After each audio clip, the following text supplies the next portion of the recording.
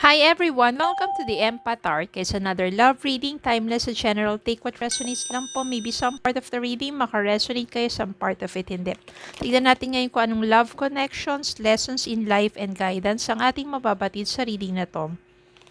Mga aral at gabay sa buhay, pag-ibig, iba't ibang mga energies. So, take what resonates lang po.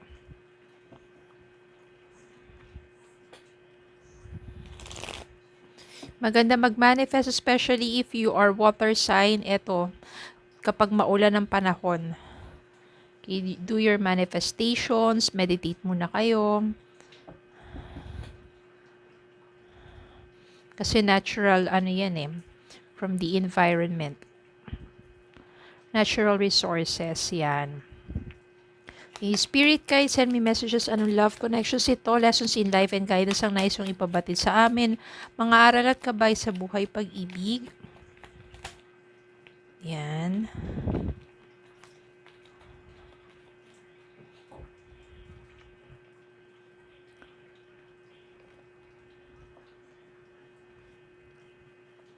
Hermit. Ace of Pentacles. Wheel of Fortune. Five of Pentacles. Seven of Wands. The Hierophant. Three of Pentacles. Kuha pa tayo ng isa, bottom of the deck. Death. Iba natatakot kapag lumalabas ang death. Pero hindi po ito tungkol sa kamatayan, kundi ito ay rebirth. Transformation, good change. Good changes. Yan.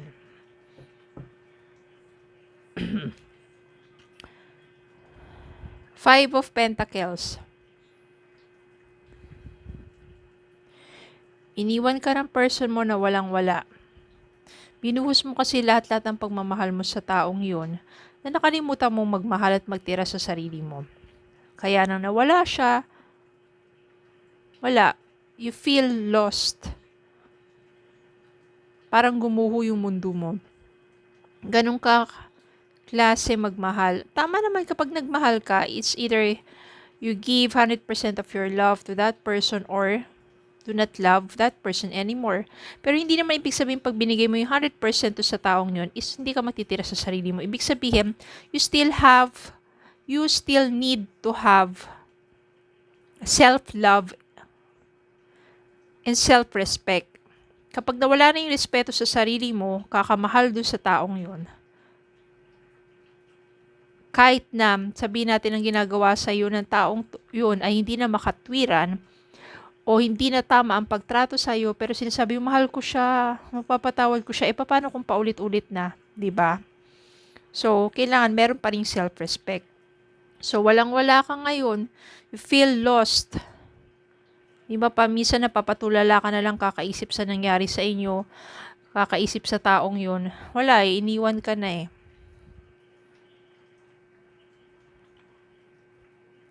Lalo na kapag kasal kayo, no? Lalo na kapag asawa mo yun. Hindi siya basta yung, boyfriend, girlfriend lang. Diba? Nagsama kayo, hindi rin nag-work. Nagkalayo rin kayo. Ngayon, parang feeling mo, gumuho ang mundo mo. Kailangan mo munang ibangon ang sarili mo. Kailangan mo rin ng time to reflect. Etong the Hermit dito, ibig sabihin, okay lang na mag-isa ka muna. Give time for yourself to reflect what happened in your life. Andiyan yung spiritual. Kumapit ka lang kay Lord, diba, kay God, para mas malaman mo at maunawaan mo kung bakit nangyari yun sa buhay mo. Maaring kasi pinapatatag ka lang niya, pinapatibay ka lang niya, para mas ma-handle mo ng husto ang mga darating pang pagsubok sa'yo. Nagkalayo kayo ng, sabihin na natin, ng partner mo, ng asawa mo, or kahit hindi pa man, pinagbuti mo yung sarili mo. Mas kumayod ka, magandang pakikitungo mo sa mga katrabaho mo, pinapaasenso mo yung sarili mo, nagsusumikap ka, nagpupursige ka, mas nag-focus ka muna sa sarili mo. Masakit syempre, pero wala kailangan umusad ka rin. Kailangan you move forward with your life. Hindi ka pwedeng nakastuck na lang, na palagi na lang nakatulala, palagi na lang iniisip ang pagbabalik ng person mo. Hindi. Kailangan mo ring mabuhay. Kailangan mo rin lumaban. Magiging maganda yon dahil yung Wheel of Fortune dito, ibig sabihin magiging maganda ang iyong kapalaran. Kasi nag-focus ka sa sarili mo. Aasenso ka, gaganda ang iyong kapalaran, dahil na rin sa sipag at tiyaga mo. Habang sa mga panahon na yon, yung person mo, marirealize niya ang kanyang mga pagkakamali, pagkukulang, habang umaasenso ka, siya naman, maaring nararanasan niya yung mga hirap.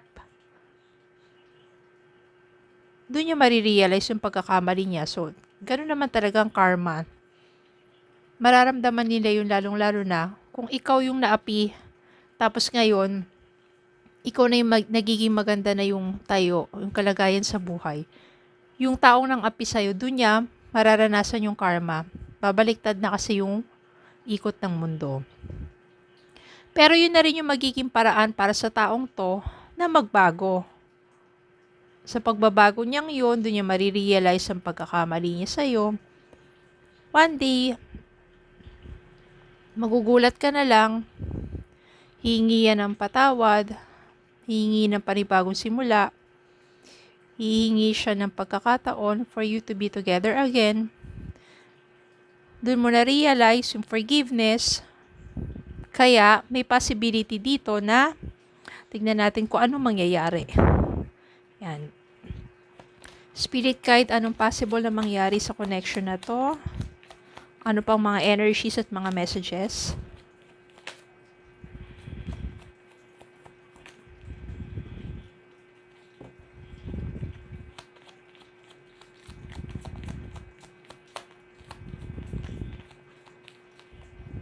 Ayan. The Star. Ibig sabihin may pag-asa. Strength. Dahil matatag ka na, dahil matibay ka na, pinatibay ka ng naranasan mong sakit sa kalooban mo.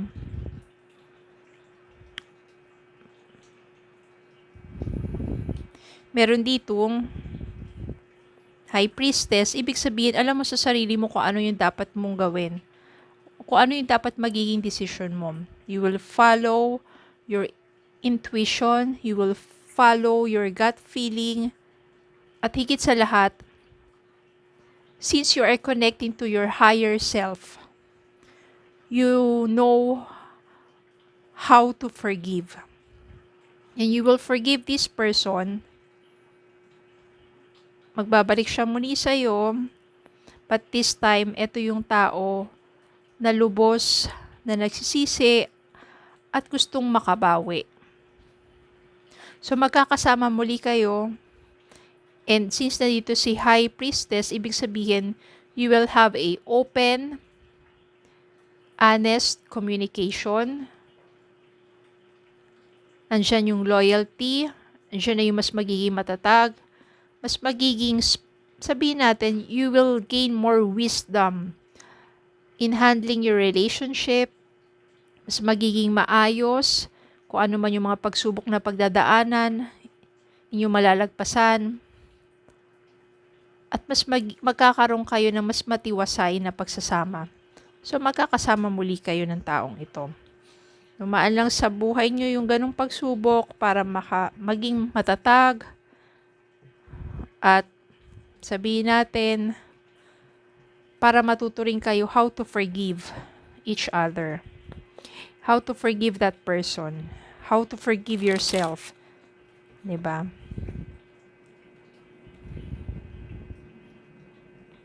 Tignan natin, ano ba yung mga love messages para sa'yo.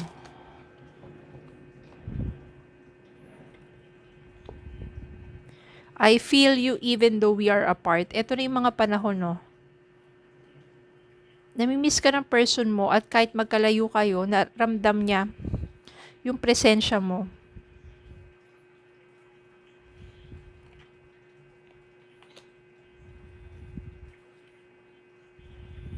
I wish I could take back my words. Ito na yung pagsisisi niya. Sana, kaso lang kasi kapag ang salita na bitawan na, mahirap na talagang mabawi yan. Hindi na talaga mababawi. Lalo na yung mga masasakit na salita. Pero ito, sabi niya, I wish I could take back my words. Baka ito yung mga panahon na nag-away kayo at maraming nasabing mapanakit na salita. So, I wish I could take back my words. I'm starting to understand our connection.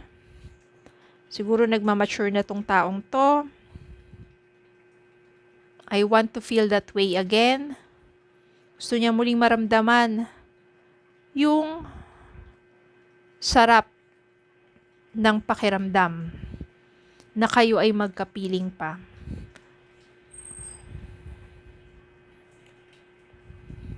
I remember every detail of that day. And, eto, tignan pa natin isa pang mensahe.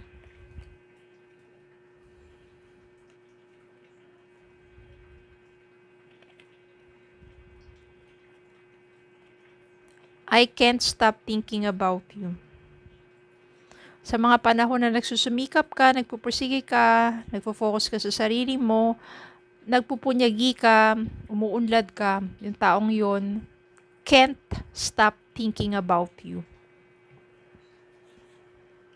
So, yun lang naman lesson sa inyong relasyon at nawa magkaroon ng panibagong simula, merong forgiveness. Kung hindi nyo naman kaya nang tanggapin pa yung taong yun sa buhay ninyo, kahit forgiveness na lang. Hindi naman para sa kanya lang yun, kundi para sa iyo, for your inner peace. Saka maganda rin talaga yung makapagpatawad kasi sino ba naman tayo para hindi magpatawad kahit anong sama ng ginawa ng taong yun sa iyong buhay. Diba? You can forgive that person. If you can't accept that person anymore, just forgive and go on with your life.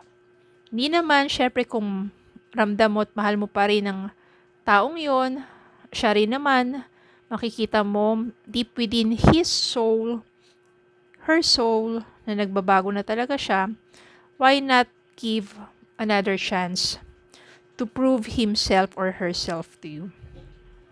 Okay, so yun lang po. Maraming salamat po for watching. Please don't forget to like, share, comment, subscribe, follow in Facebook and TikTok. Have a good day po and God bless.